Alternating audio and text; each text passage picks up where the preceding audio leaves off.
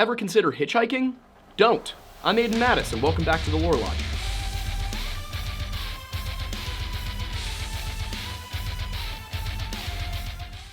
Today we're going to tell you a story that takes place in Edmonton, Canada. Now today, Edmonton is a modern city of just over 1 million people, but of course, this is Canada. It has not always been there, regardless of what the Tartarians would have you believe. It's also the capital of the province of Alberta and contains about a quarter of the population of the entire region. Of course, the city itself was established by the Hudson's Bay Company as a trade hub, a place for them to connect the fur trade, the gold mining, all of the various activities going on in that region of Canada in 1795. And the Hudson's Bay Company itself is an interesting case because it's an English trade company that was founded by a couple of Frenchmen because the Crown of France would not allow them to pursue trade further north into Canada. So once again, France just fumbling the bag, guys. But the history of Edmonton is not relegated solely to that of its European inhabitants, the first of whom arrived in the area as traders and explorers in around 1754. And Edmonton even has kind of a cool etymology to go along with all of this history, deriving from Edmonton, Middlesex, England, which itself derives from Adelmenton, which is from the Old English surname Aedhelm, combined with the term Tun, which just means town. And this first appears in the Domesday Book of 1083, which in and of itself is not actually a book about doom. It's actually spelled D-O-M-E. But it's a Norman document that was taken by basically the original Norman kings of England. And the idea was to do a census and understand the trade and all of the regions and how the farmland was laid out for their new kingdom so they could properly govern it. So while it's called the Domesday Book, you would expect some doom. No, most of what you get is like cereal grains. And speaking of cereal grains, I want to talk to you about today's sponsor, Magic Spoon. You remember that feeling of getting up on a Saturday morning and going to sit and watch cartoons with your family? You know, you got your glass of orange juice, your bowl of cereal and everything, and that's it. It's mint, you know, that's the good memories. Well, that's why we partnered with Magic Spoon. Aiden, can you hand me the cereal? No, the bowl of cereal. No, don't throw the bowl of cereal. Thank you. God damn. That's the stuff.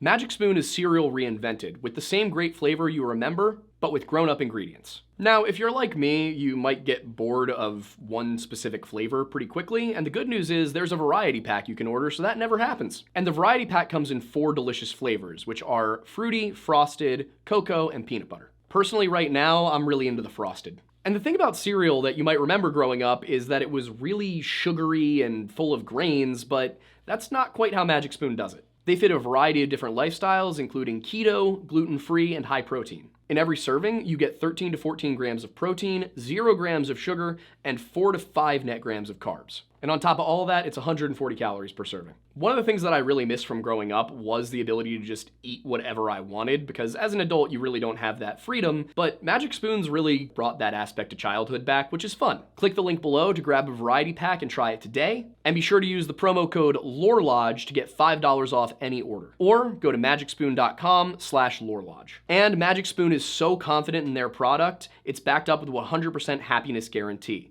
So if you don't like it for any reason, they'll refund your money, no questions asked. So click the link below or scan the QR code on the screen and use the code LORELODGE for $5 off. Or go to magicspoon.com/LoreLodge to save $5 today. All right, now back to watching myself talk.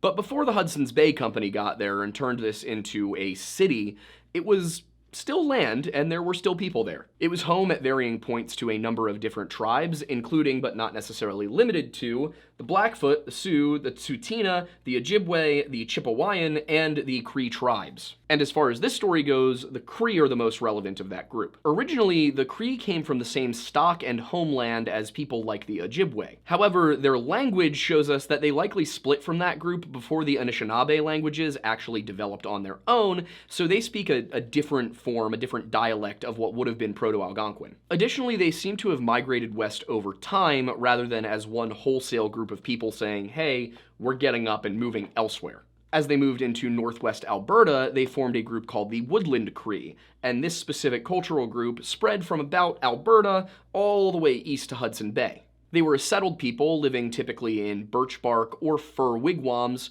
and surviving primarily off of hunting, trade, and subsistence farming. As far as clothing goes, it seems that the Cree mostly used a combination of stitched skins as well as some woven fabrics, and snowshoe hair was an especially important one for all of their clothing items. On top of all of this, they were also one of the first native groups to trade with Europeans, which gave them a pretty big advantage over some of their rivals, as the early adopters of the European trade theater were given things like guns and horses that were simply not available to the people that were west of them. And perhaps the Cree saw the future to an extent because they adopted a lot of English and French customs, started marrying into English and French families, and beginning to form this sort of mixed culture of native as well as European. As a result of this intermarrying, a lot of the Métis people of Canada have Cree ancestry, with the total Métis population of Canada sitting at around 625,000 people, and the Cree being one of the single largest groups. A subgroup of the Cree, and the Woodland Cree specifically, is the Mikisew Cree Nation, which still inhabits the northeastern regions of Alberta, including Edmonton, Fort McMurray, and Fort Chipewyan. The total population of the Mikisew Cree Nation across those three cities in the general northeast Alberta region sits around 3,100 people, with the chief being a man named Billy Joe Tuccaro. And, assuming you've seen the title of this video in the description, that name, Tuccaro, is very essential to the story because Billy Joe is the brother of Amber. In 2010, Amber Tuccaro was the 20-year-old single mother of 14-month-old Jacob Tuccaro, and she was spending most of her time switching between living with her mother or at various women's shelters. And these weren't necessarily battered women's shelters. They weren't for people in danger necessarily, but also for people who were trying to get on their feet and get their life started when they lacked the resources to do so on their own. And for a lot of Native women, this is kind of the reality. The resources available to Native Americans and First Nations specifically are really not adequate for the problems at hand. And there's so many reasons for that, and we'll be getting into some of them as we go through this video, but I want to make it clear that Amber's situation was that she was struggling to get on her feet. Amber was a resident of Fort McMurray, which is a small city of about 73,000 people, located about 235 miles northeast of Edmonton. And there, Native Canadians make up about 10% of the total population. This, of course, makes them the second largest ethnic group there after Europeans. According to most reports that I could find, Amber was living at a place called Unity House just a few weeks before everything went down. However, she had moved back in with her mother because, again, this was just a situation where she was really trying to find the best fit for her and her son. It seems that while living with her mother, a woman that she had met while living at the women's shelter, who goes by the name Evangeline in most reporting, had come to her and said, hey, had stopped by her mom's house and said, hey, do you want to go on this trip to Edmonton with me? Do you just want to get out for a weekend? And Amber said, sure. Amber's mother, on the other hand, was not quite sure of this and was concerned that, she had only met Evangeline a few weeks ago. She had met Evangeline in a rather vulnerable place and state,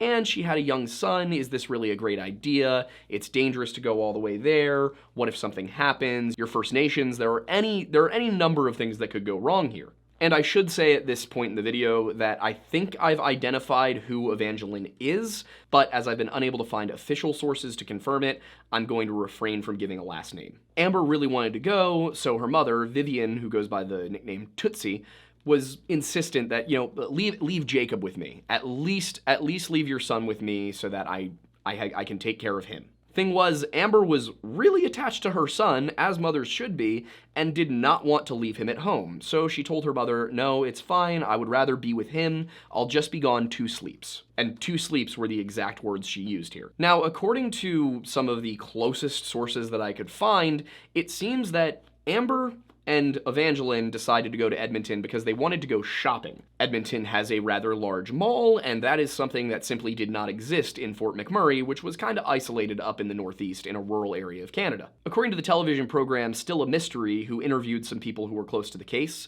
Amber and Evangeline arrived in Edmonton, well, south of Edmonton at the airport near Nisku, around 8 a.m. on the 18th of August, 2010. After leaving the airport, they checked into the kind of budget motel that you would often see people on long road trips, itinerant workers, migrants, oil field workers, those kinds of people staying at. They then made their way into town to go to the mall, and it's not clear how exactly they got there, but with 3 of them, it seems that maybe they hailed a cab or caught a ride. You're safer in numbers than you are alone. They seem to have spent most of the day shopping, and then sometime in the late afternoon, they returned back to the motel room. Now, at this point, according to Holly Moore of APTN Investigates, APTN being part of the Canadian Broadcasting Channel, Aboriginal People's Television Network, Amber wanted to go back out that night, although it's unclear why. And Holly makes it pretty clear here that we don't know many of the details surrounding what went on here. All we seem to know is that Evangeline agreed to watch Jacob while Amber was out of the hotel room. That's really it. That is the only information available. According to Evangeline, Amber left the motel room around 7:30 to 8 p.m. that evening, and Amber's mother, Vivian, again going by Tootsie, she said that Amber was in contact with her for most of the afternoon and evening.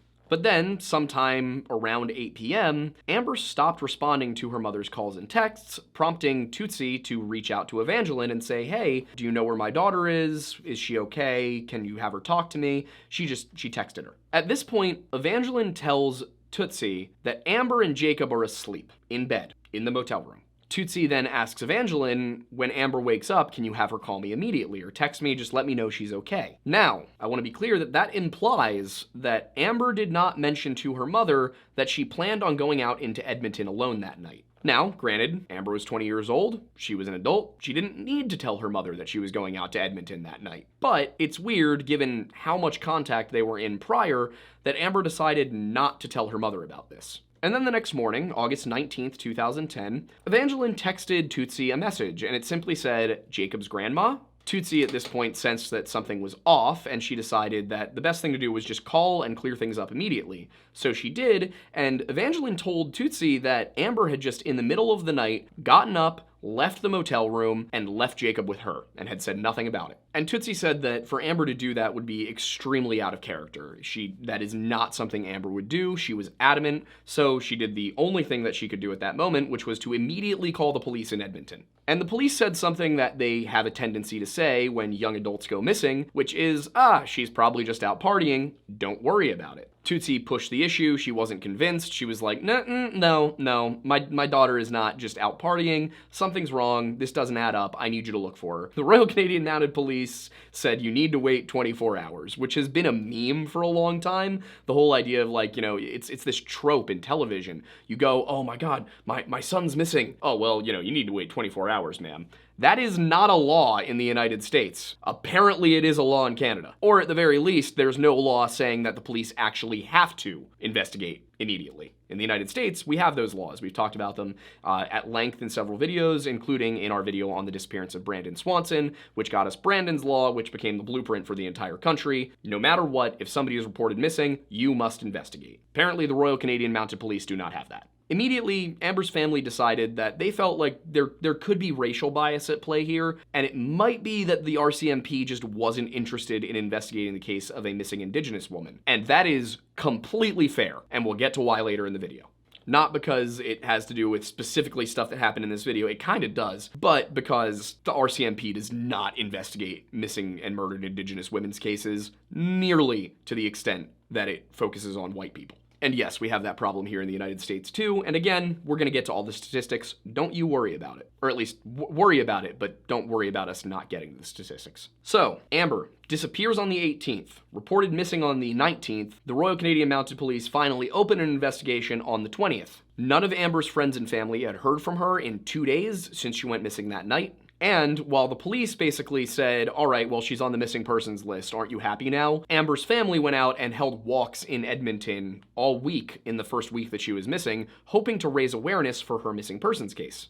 But unfortunately, nobody took notice. Amber's name does not appear in a newspaper until 2011, and halfway through 2011. And then in September, when Tootsie called to ask, hey, have there been any updates on my daughter's case? She was informed by the RCMP that, oh, well, we took Amber off the list. This was strange because Tootsie had not heard from the RCMP, nor had Tootsie heard from her daughter, nor had anyone heard from Amber. So she asked the RCMP, well, why was she taken off the list? And she was told not, hey, Amber wandered into the station, or somebody called and we found her, she was on the side of the road, and she was disoriented, something had been going on. Not, she's been in a hospital. No, they simply said that a gas station attendant called in and said, hey, I think I saw her. That's right. A gas station attendant somewhere in Edmonton called the RCMP and said, I think I saw Amber. Turns out, the RCMP at no point confirmed that it was Amber. It doesn't seem they necessarily even confirmed that the gas station attendant was a gas station attendant. They took this tip that was little better than an anonymous tip and said, oh, well, somebody thinks they saw her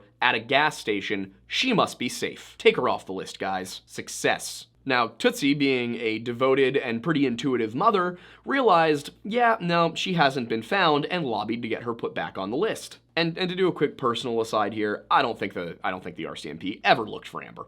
I do not think that this investigation made it past somebody saying, hey, put this name on the list. I am pretty confident that it stops there. I just have no hard evidence to prove it, but that's my opinion. Like, having covered their work before. Sorry, their work, I should say. And it took about a month for her to get back on the list. This was at the beginning of September that Tootsie was told, your daughter's been taken out of the list, and it was on September 23rd that she was reinstated. The entire time, they kept saying to Tootsie, she's been found, we can't put her back on the list, knowing full well that a single tip from a single person who you didn't actually bother to identify is not finding anybody. And to give you some context here from another case that we've talked about, people are still looking for Brandon Swanson, who disappeared in 2008. They haven't given up. So for them to take her off the missing persons list after just a couple of weeks shows that they took no interest in actually investigating. And then for nearly 2 years, the RCMP insisted that they had nothing to go on. There was no evidence. They didn't know.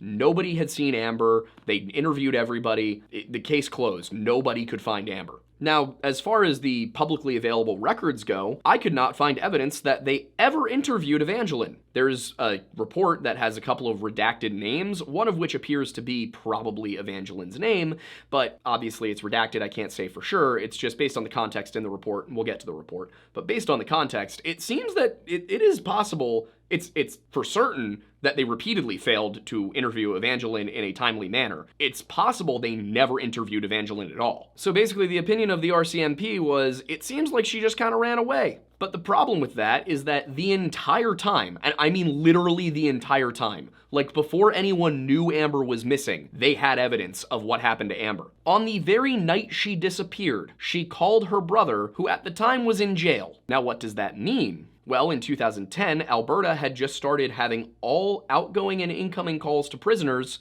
recorded and archived. So, from the very moment Amber went missing, they had her voice, they had the voice of her abductor, and they had all of it in storage for 2 years. It also seems very likely that Amber was aware that all of her calls into the jail will be recorded, because it's very likely that when her brother went to jail, she was told that their conversations would be recorded. So the call makes two things pretty clear. One, she hitchhiked. She doesn't seem to know the man she's in the car with. She definitely doesn't trust the man she's in the car with, and we'll get to the actual audio in a moment. But the other thing it proves is that she probably knew she was in danger, hence why she called her brother and not her mom or Evangeline or the police. Her mom was far away and couldn't do anything to help. The police probably wouldn't, actually definitely wouldn't do anything to help based on what we've seen. And her brother was the only one who, if something happened to her, this call would be recorded. Makes sense, right? Of course, the RCMP, never willing to go the extra mile to help anyone solve a case, only released 61 seconds of that 17-minute phone call in 2012, 2 years after Amber disappeared.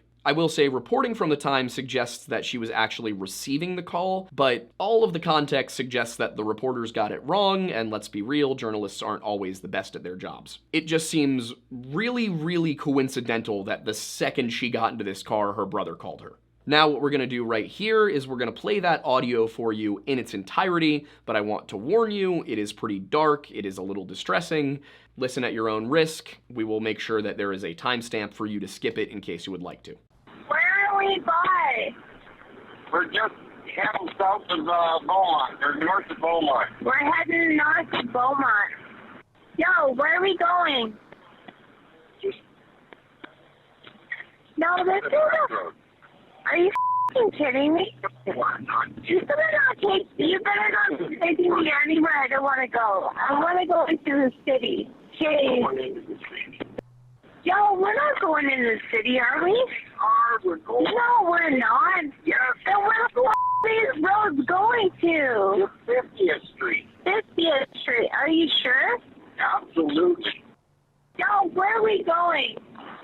50th Street. 50th Street? 50th Street. East, right? Just over town. Bravo.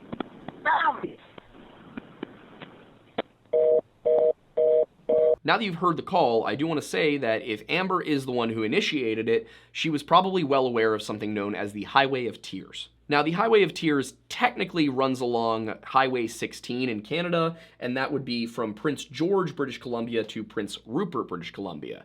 But Highway 16 actually does extend east of those cities. And the first major city along the Highway of Tears, after you get out of that section if you're driving east, is Edmonton. And since 1970, at least 80 women have gone missing along that stretch of road. Almost all of them are Indigenous. And what makes it so infuriating to research is that you have all of these sources who say things like 40 people, 80 people, 120 people, anything in that range, most of them Indigenous. The Royal Canadian Mounted Police claim there are fewer than 18 cases. In case you're wondering, how do so many Native American women keep going missing along this highway, and also why do Native American women keep going on this highway? A lot of it is due to socioeconomic status. Due to what can really only be described as an epidemic of poverty amongst First Nations people in Canada, very few of them own their own cars. If you don't have a car and there's not a reliable long-distance public transit system, then you really don't have a ton of options for transport across long distances if you're going to go on vacation, if you're going to see family, something like that.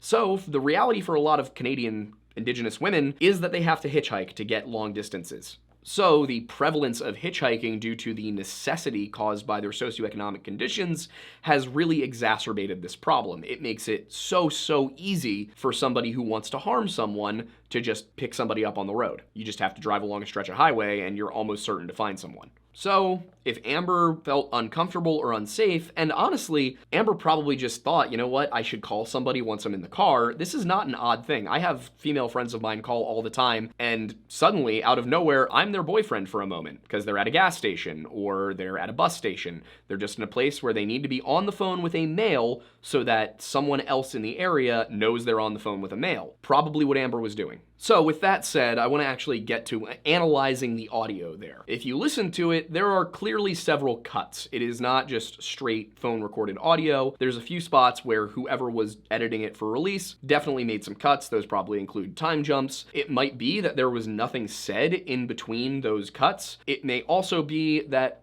for whatever reason, they decided not to release those aspects of the conversation. Personally, I'm uncomfortable with the fact that the Royal Canadian Mounted Police did not release the full phone call. I can't really think of a good reason why they wouldn't do that, at least to her family, because from what I understand, her family also didn't receive the full phone call. I will say I'm not positive on that. It's kind of hard to find reliable sources on this case. There's a lot of sources, not a ton of official ones. There's a couple of things to note on the call. One of them is that the male voice, when asked where they were going, originally says that they're headed south of Beaumont, or towards Beaumont. Then he corrects to quickly say north, which of course is the direction that he was supposed to be going, because Nisku, south of Edmonton. I want to make something clear here. The RCMP was investigating up in Edmonton. They didn't realize that he might be telling the truth here, that he might have slipped up, not in that he accidentally said south instead of north and just got the two messed up, but because he was actually taking her south. Of course, that is assuming they bothered to investigate at all. Additionally, it's only 9 miles from Nisku to the city center of Edmonton,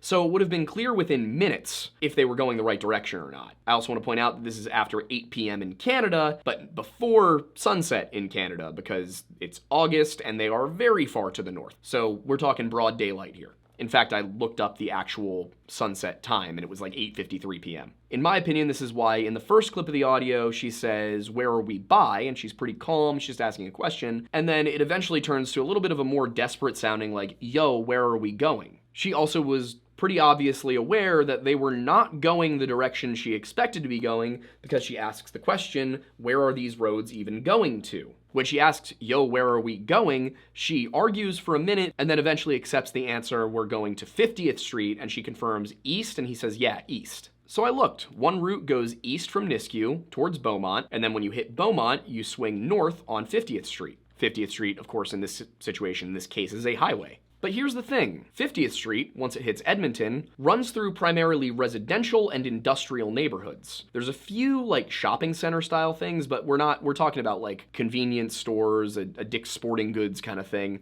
We're not talking about commercial and nightlife. This is not like a shopping district or a bars district, restaurants kind of area. So why is it that Amber was going somewhere that was basically all residential and industrial late at night in a city she wasn't familiar with?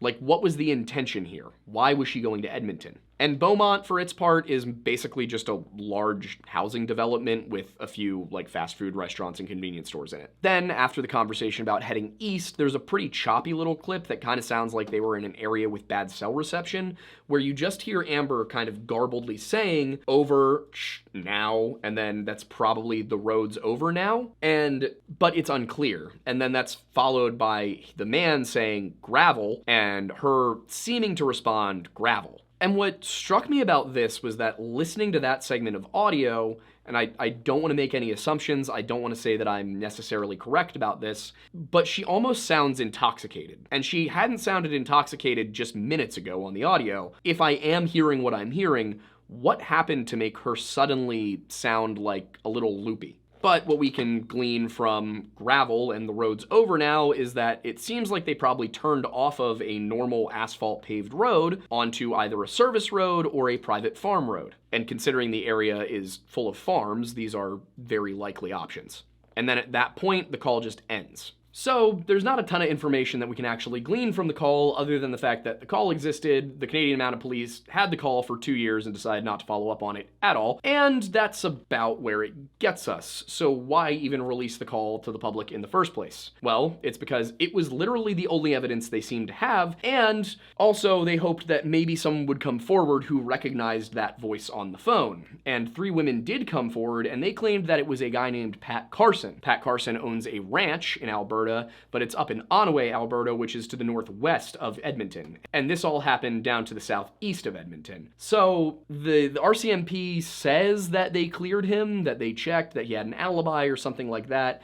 I could not find any actual RCMP statement saying that. It's just that they were like, no, we don't think it's him. So it's difficult to say just based off the fact that it was the wrong location that it's not him, but I'll get in towards the end of the video to why people think it isn't him. There were also numerous other tips of people saying, oh, that sounds like my uncle or my old boss, or one guy even implicated his own father. But none of those tips led to any sort of concrete evidence that the person on the phone was in that area the night that Amber went missing. In the civilian report, it does mention a Mr. Redacted who might be Pat Carson, but looking at the name that has been redacted, it seems like it's too short to be Carson, so I don't know what to say there. But they released all of that on August 28th, 2012. And by sheer coincidence, on September 1st, 2012, a couple of horseback riders just out for a recreational ride came across some human remains. According to them, the remains had been found just off a trail on a farm in Leduc County. The first thing that they had found, it seems, was a skull, and that was off of Highway 623 and 241, which is a property that just so happens to be about 17 minutes from Nisku.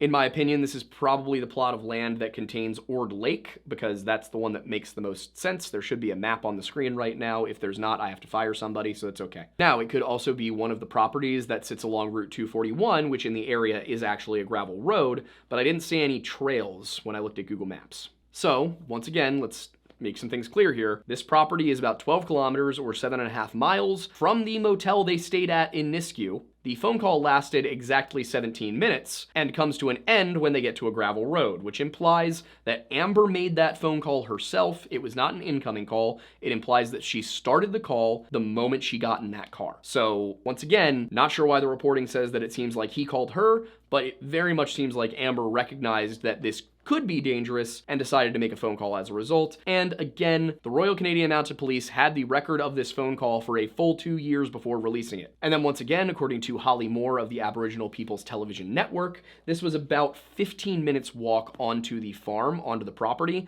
so whoever did this was probably familiar with the area. Unfortunately, since a full 2 years had passed since that phone call was made, Amber was in such a state of decomposition that they could only identify her via dental records, and no cause of death could be determined. However, due to the circumstances of, what happened to Amber, the situation with the last recording of her and where this was found, it was ruled a homicide for obvious reasons. This meant the case was then transferred to Project CARE, which is an RCMP organization that primarily focuses on people who are in vulnerable populations or people who have a high-risk lifestyle. Now, the Royal Canadian Mounted Police and Project CARE both claimed that they investigated every single lead that came in, but even if they did investigate those leads, the RCMP has an abysmal record of actually investigating missing persons cases. They say, oh, well, we investigated, but what does that mean? Well, we've covered RCMP-involved investigations before. There's Bart Schleier, who went missing up in Reed Lakes. And how did they look for Bart Schleier? Well, they went to where he was last seen, they looked around his campsite, and they said, oh yeah, he's not here, he must have walked off. That is not an exaggeration. That is the depth of the search. They looked around, they saw that his raft had been tied off somewhere and went, curious, he must have walked away. That was the investigation. It took 2 private citizens who were friends of Bart Schleier flying themselves down to Reed Lakes and looking around to discover some of his belongings, and only at that point did the Royal Canadian Mounted Police send out another investigative team to look for Bart Schleier. So, once again, if the RCMP says we investigated, it might mean they literally went there, look around, sniffed a bit at the air, and said, don't know, and went home. We can also talk about the deaths of David Horsey and Fred Hardesty, who, even though there was no reason for them to leave their cabin up in the Nahanni River Valley, they did leave their cabin up in the Nahanni River Valley, and they weren't found for a while. But when they were, you know what they found? Well, a couple of bodies. One was in a bush. Nobody knew why it was in a bush. Again, nobody knew why they left the cabin in the first place. It was fully stocked with food and water, had running water, had AC, had heat. Actually, I don't know about those things. All I know is that it was in a livable condition, and there was no conceivable reason that they would have left this place. It even had weapons that they didn't take with them. And when David's body was found, very separate from Fred's, by the way, he had burn marks on his arms. And the RCMP investigated nothing about the burn marks. They were like, well, we found them, they're dead, we don't really need to know why. Like, the extent of an RCMP missing persons investigation seems to be, is this person missing? And that's it. If the person is not missing, not their problem. If the person is dead, they don't care why. And aside from Amber, there were 3 other victims in the surrounding area that were found, and all 3 women were Indigenous. The RCMP basically looked at this and went, okay, and did not continue to investigate. They basically said, oh yeah, somebody killed these people. If you have any tips, come forward. That was about it. Now, keep in mind, we're talking about 4 women, all of them Indigenous, all of them went missing hitchhiking, and all of their bodies were found within a couple kilometers of one another in the same rural area of Leduc County. Does any of that ring serial killer bells in your brain? Because it does in mine, especially since it was from 2003 to 2008. Like, these are all of the hallmarks of a serial killer, and at no point does it seem that the Royal Canadian Mounted Police took the possibility of a serial killer hunting Indigenous women while they hitchhiked just south of a major city. They did not consider that something worth investigating. That was not a big deal to them. So when I say I don't really believe that they put their effort into it when they investigated, that's why. So after 4 years of utter and complete failure to investigate the death of Amber Tuccaro, the Royal Canadian Mounted Police found themselves on the wrong side of an ethics complaint filed by the Tuccaro family in 2014. As a result, a civilian review of the behaviors, tactics, and ethics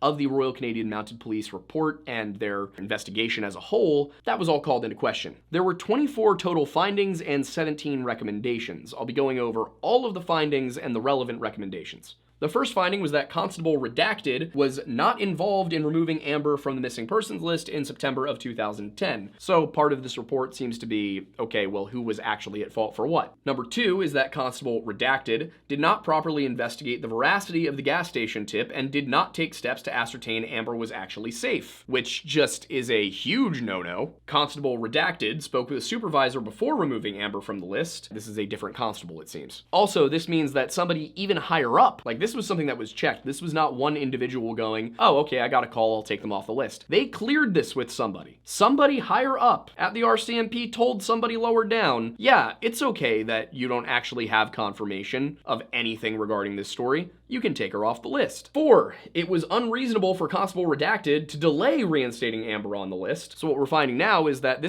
all of this went against policy. 5, telling the media that Amber was not in danger hampered the investigation and was unjustifiable. That's right. Without confirming Amber's identity or safety, they put out a press release telling the media nobody needed to worry because Amber Tuccaro had been found. 6, sending images of Amber's suitcase contents by email to her mother was not unreasonable. This is the point at which it's important to mention in the story that Amber's belongings sat in that motel room for months without being processed by anybody. They simply took pictures of what was in them and then left them in the hotel room instead of an evidence locker, which means they could have been tampered with at any time, and never processed them, which means they never actually considered what Amber was bringing with her and if it might contribute to what was going on in the case. Oh, by the way, it seems that they didn't even investigate the motel room in a timely manner either. And on top of that, after a while of not processing any of the evidence, they destroyed it. They got rid of it. They threw it out, destroyed all of the evidence of Amber Tuccaro ever being in that motel room. Because of course they did. And I say that because number 7, it was unreasonable to fail to seize Amber's belongings from her hotel room at the onset of the investigation. Number 8 found that the watch commander failed to supervise that process. 9, Corporal Redacted failed to follow policy or reasonable investigative practices for securing seized property. 10, Corporal Redacted's mishandling of Amber's belongings resulted in the accidental destruction of Amber's property before it could be processed as evidence. So again, they never even bothered to move her belongings out of the motel room, and yet we're supposed to believe they actually investigated her death. I don't. Number 11, the record does not support that Corporal Redacted or Constable Redacted deliberately chose to withhold information about Mr. Redacted from Mrs. Vivian Tuccaro. The question here, I suppose, is who is Mr. Redacted, and is this the guy from the voicemail? And no, the report does not say why the one guy identified by 3 separate women was dismissed. But again, like I said, Patrick Carson's ranch is up in Onaway. It's to the northwest. Amber's remains were found in Leduc County to the southeast. And Pat's MO seems to have been different. He had a ranch, and he would invite women to come. He basically would post job ads looking for women to come and work on the ranch. And then he would offer them creepy stuff, or, everybody got bad vibes, something along those lines. He did have a prior sex offender conviction as well, but there's not a ton of reasons to believe that he was responsible for these things, because it just doesn't match the way he did things, and these kinds of criminals do typically have a way of operating. 12, Constable Redacted failed to take reasonable investigative steps to locate and interview Miss Redacted, who is almost certainly Evangeline, who again, I think I figured out who this is. I have reached out, but I don't know if I'll hear back. If I do, I will follow up probably on the podcast. But they failed to even look for Evangeline, even though they probably had her name, phone number, email, all of that from the motel. It's also the first time that a female name in the document has been redacted. When discussing Tootsie, Vivian, or Amber, they use their names. So this can't be Amber. So a misredacted in the report is likely not Amber or Tootsie. Of course, for this specific one, it's definitely not Amber because you couldn't have interviewed Amber. 13, Constable Redacted, as acting watch commander, failed to ensure that steps were taken to locate and interview Miss Redacted. 14, when Miss Redacted was in custody elsewhere in Canada, specifically Cape Breton, Nova Scotia, they also failed once again to find and interview her. She was in police custody. She literally could not say no to an interview, and they failed to interview her. That at that point starts to feel less like incompetency and more like somebody deliberately trying to not figure out what happened. 15, when Miss Redacted was held again in December, Constable Redacted failed to arrange to interview her. So both of these times were in late 2010, October and December. The record does not support that Corporal Redacted failed to take investigative steps to find and interview Miss Redacted. So this is either a different corporal or a different Miss Redacted, or it's possible that somebody eventually did in fact go to interview Evangeline, but once again, it's hard to tell because the report doesn't make that entirely clear. It just says that one of them didn't fail to take the necessary steps. So that could also mean that that person still failed to interview her, but didn't fail to try to interview her. 17, the record does not support that there were conscious racial bias by any investigators.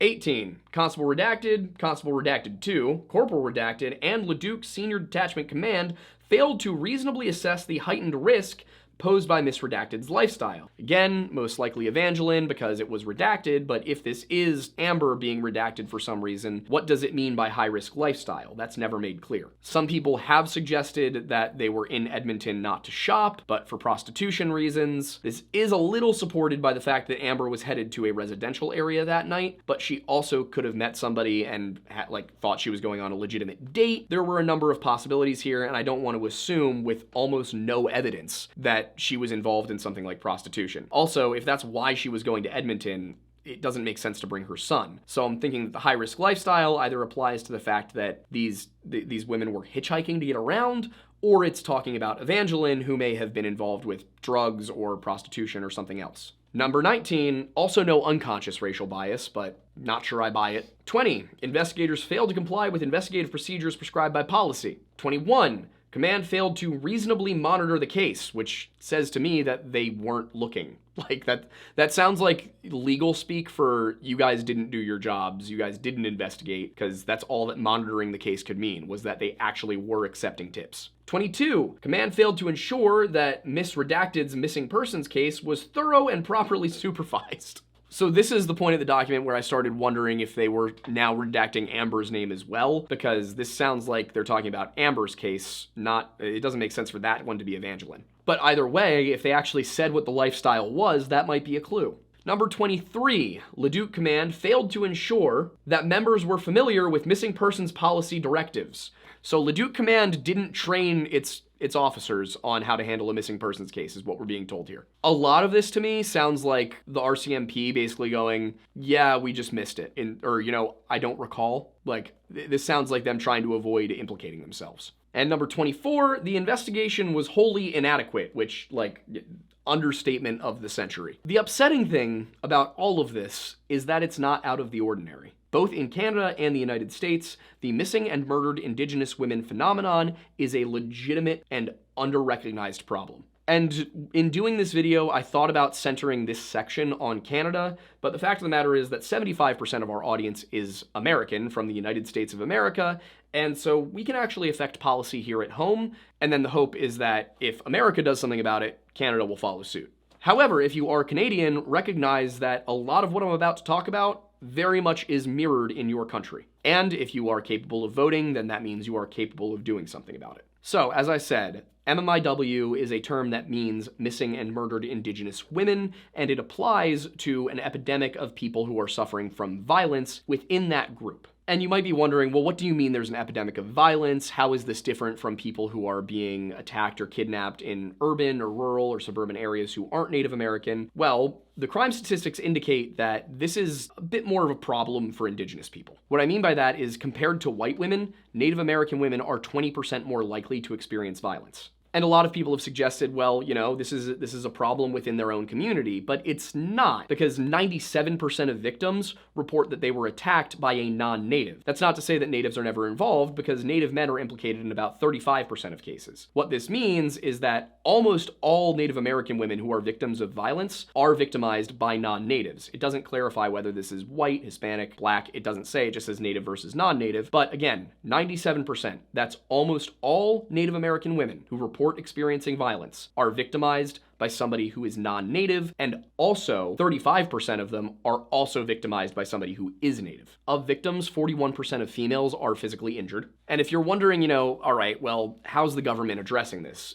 Are they keeping track? Are we at least, aware of every case? Well, you'll be unsurprised to know that in 2016, there were 5,712 reports of missing Native women in the United States, and the government recorded exactly 116 of them. On top of all of that, until 2013, Native police could not prosecute non-natives, and until 2022, states could not prosecute for crimes committed on native land. So what that means is that if somebody came onto reservation land and committed a crime there, and then left, Native reservation police could not prosecute that person because they weren't on the reservation. Additionally, state police, if the crime was committed on a Native American reservation on native land, could not prosecute the person because the crime was not committed in their jurisdiction. Thankfully, at this point, both of these problems have been handled, or at least we're in the process of finding the best way to handle them. But this largely prevented anybody from seeking justice, because if the native police couldn't prosecute people who were living off reservation and the state police couldn't prosecute for crimes committed on reservation,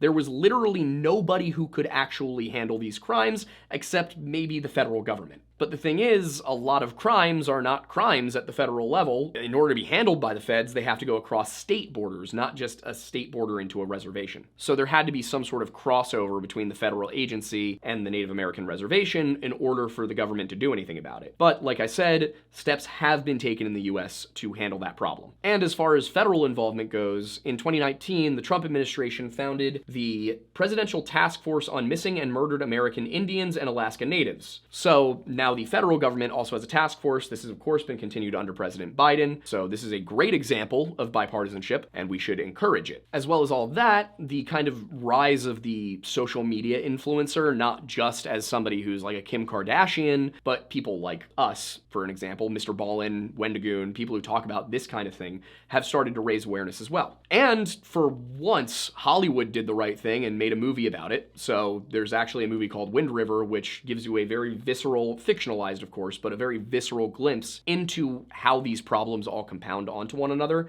That came out in 2017. It stars Jeremy Renner and Elizabeth Olsen. Whether you care about this issue or not, I think you should, but whether you care or not, it's actually a good movie. So you're not losing anything by watching it. All in all, this is a very, very serious problem, and it has been exacerbated by the failure of government to make appropriate laws and policy. And of course, on top of that, there is a sense of distrust often between natives and whites. I'll include some links in the description to organizations where you can learn more or you can possibly help out. And also you can always call your congressman. And if you're in Canada, you can call your member of parliament and ask them what they're doing about this and if there's something more that they could do. But as for Amber specifically, what happened? As of 2023, Amber's killer has still not been found. The police have not made anything else public aside from that one phone call, and again, it was only 61 seconds of that phone call, so it's essentially ensured that private investigators, unless they can file a Freedom of Information Act style request with the RCMP, will be able to investigate at all. We can do nothing to further this. And of course, even if we did submit some sort of Freedom of Information Act request, which I'm not sure I can even do as an American, but if we did do that, it would still take months, and if the RCMP is deliberately holding up this case,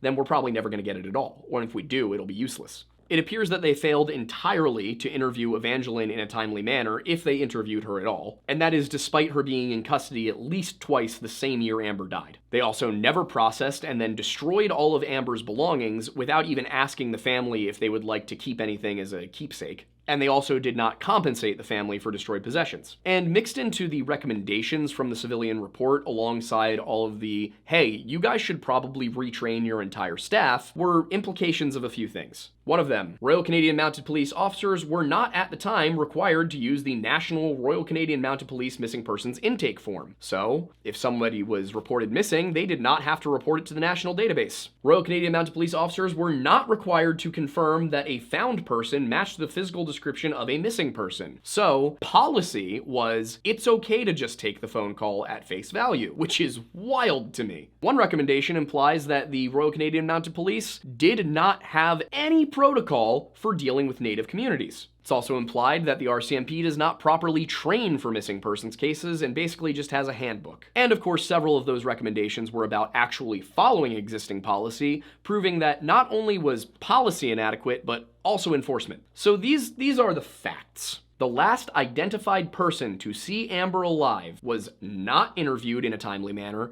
and was apparently never considered a person of interest despite having a criminal record. Amber hitchhiked with the person who killed her, and 3 people reported that that voice belonged to a Pat Carson. The RCMP says that it was not Pat Carson, but they don't appear to have released the reason, and if they did release the reason, I was not able to find it. The police repeatedly, and at times deliberately, failed to investigate Amber's disappearance and death. So what can we get from that? What are the possibilities? I'm going to start this off by saying it's actually completely irresponsible to speculate, because there's so little information revealed to the public here that I do not know what to actually take as important and what has just been kind of thrown out as a red herring, or what would be easily provable if a bit of evidence were released. So all I can really say about the case is that I get the instinctual feeling from everything I just told you that the Royal Canadian Mounted Police actually do have a pretty good idea who did this. It's in their best interest to not let the public know. This could mean that whoever did it is connected to somebody at the RCMP. Could also mean that they're completely incapable of figuring it out. They know they're incapable of figuring it out. And it's a little bit worse of a PR image to say, yeah, we have no idea how to find this serial killer, than it is to say, yeah, we can't find this one woman's killer. As for why Amber was going into Edmonton, it's really anybody's guess. What I worry about, what I'm interested in, is Evangeline's role in all of it, because there are many situations where a woman has been the go-to person, the agent for trafficking. Why is this? It's because women are more inclined to trust other women than they are to trust men. So if a woman around your own age comes to you and says, hey, you know, why don't you and I go to Edmonton for the weekend? You're a little bit more likely to look at that and say, all right, than you are if some guy you just met 2 weeks ago says, hey, let's fly to Edmonton for the weekend.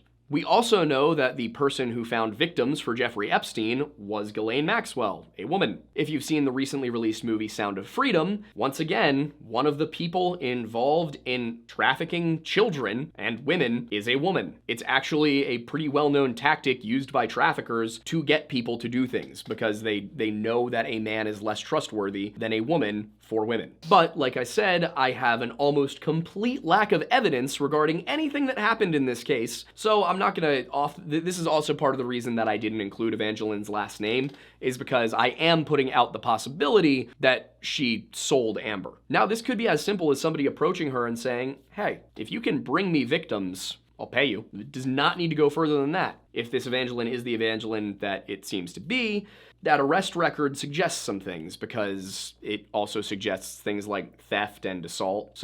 And of course, it's also possible that Amber was going into Edmonton for what people suggested. I don't see much evidence of that. It seems very unlikely to me that she was partaking in prostitution. There's no indicator of that, aside from the fact that she randomly decided to go to Edmonton. But again, she had her son with her. Why would she bring her son? That makes no sense. I've seen it suggested that she knew somebody in Edmonton and was going to visit that person, but it seems likely that that person would have come forward and said, hey, she was coming to visit me. Under the circumstances, it seems most likely that whatever she was headed into Edmonton for, it wasn't something that she expected to be dangerous, and it wasn't with somebody that she knew before she got there. Personally, I do think that the possibility that, you know, somebody asked her on a date and gave her an address and said, hey, meet me here, could have happened. But what sticks out to me, knowing as little as we know about the case, this is my theory for what happened. I think that they went to Edmonton, that while they were at the mall, Amber met somebody, that person invited her somewhere, and then that person told whoever killed Amber where Amber would be, that she would be hitchhiking, what she looked like, all of that. That person is the one who proceeded to do what they did. But again, this is really all speculation because we know so little. All I can do is ask you guys as a group, you know, if any of you know anything, if any of you have contacts, if any of you have information that I missed,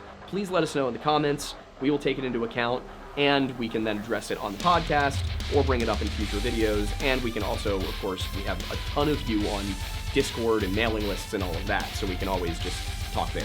So, with all of that said, thank you for watching this video.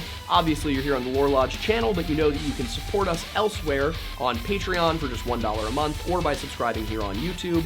We also have merch at thelorelodge.shop, so you can wear some nice clothes that are, you know, pretty cool while also supporting us. You can also catch us live every week, Sundays at 7 p.m., although recently we've not been great about that. It's been mostly Monday, but we're trying our best. So you can see all of this talked about in a live format, and you can catch those on platforms like Spotify, Apple Music, Google, all of that. You can also join our Discord at bit.ly/jointhelodge. You can also check out our coffee blend from Tableau Roasting Company. That is delicious. It is Mount Pocono Perk. I designed it myself. I'm quite proud of it. And our buddy Stakuyi also has one, and you can get a bundle of the two. It comes with a mug, 2 mugs actually, and 2 bags of coffee. And if you like what we do here on the channel, but you want to see different topics like history and religion, you can check out our other channels, The History Hut and Weird Bible. Once again, I'm Aiden Mattis, and thanks for stopping by the Lore Lodge.